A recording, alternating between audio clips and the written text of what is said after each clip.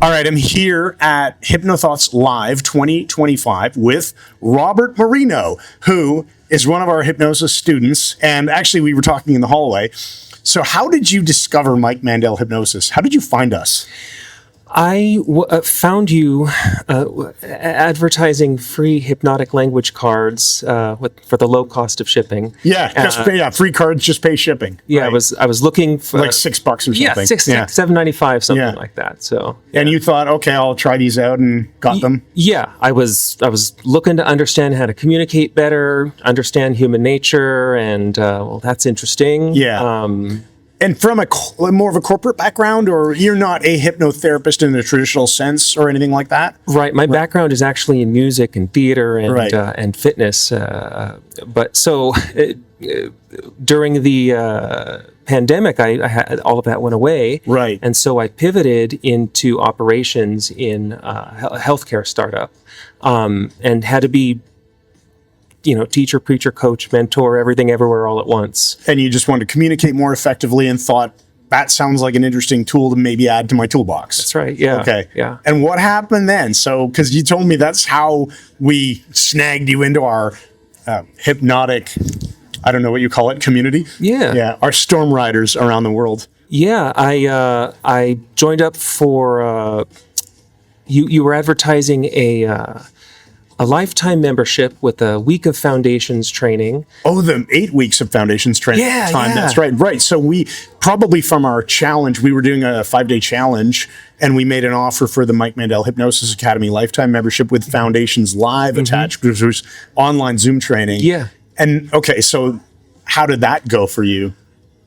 I was learning things that were kind of strange, but also really familiar and innate, almost like I was remembering like how to listen, how to understand, how to, I don't know, just how to communicate. Hypnotize people. Well, hypnotize people, but like, I think the thing that got to me was this idea of resources. Right. It was just resourcing. And that, I had taken charge of this, the HR function in the company, and I said, well, that doesn't, human resources, this doesn't seem like it fits in with hypnosis, but it does. It does. Yeah. It's because it's people, right? Because you're using you're not putting people in trance and say, hey, close your eyes and let me hypnotize you. Yeah. But you, through conversation, can help unlock resources people already have and don't know. Right.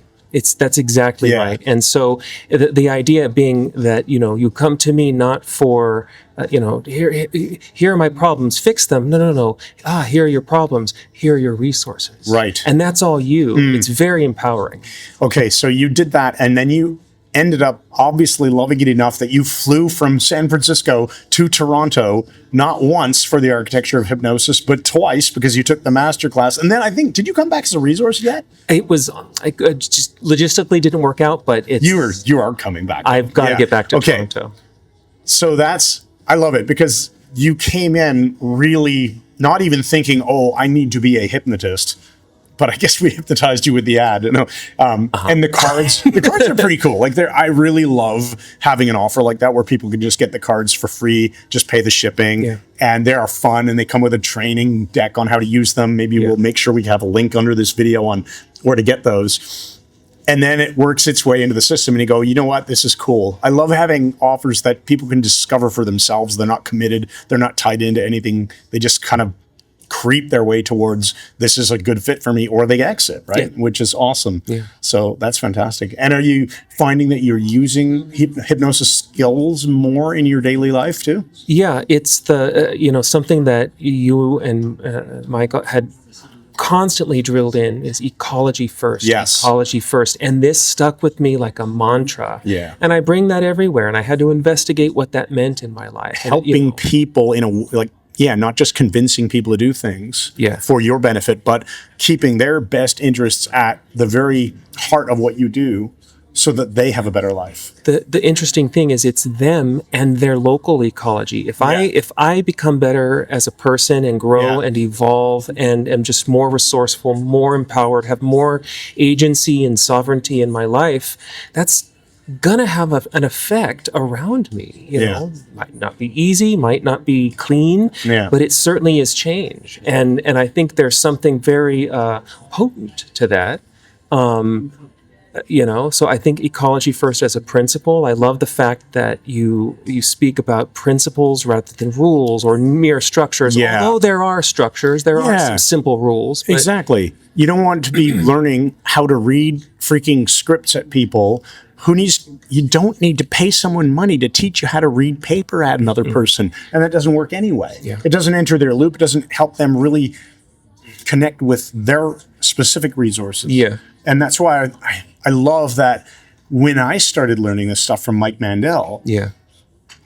it was the idea that you must create a loop. You must enter that psychodynamic loop with the other person, and no script will ever teach you that. Now, once you get into that conversation, you can run a process, and that's totally fine. But that's why we teach conversational hypnosis first before we teach the Ericksonian style. We teach that before the direct stuff.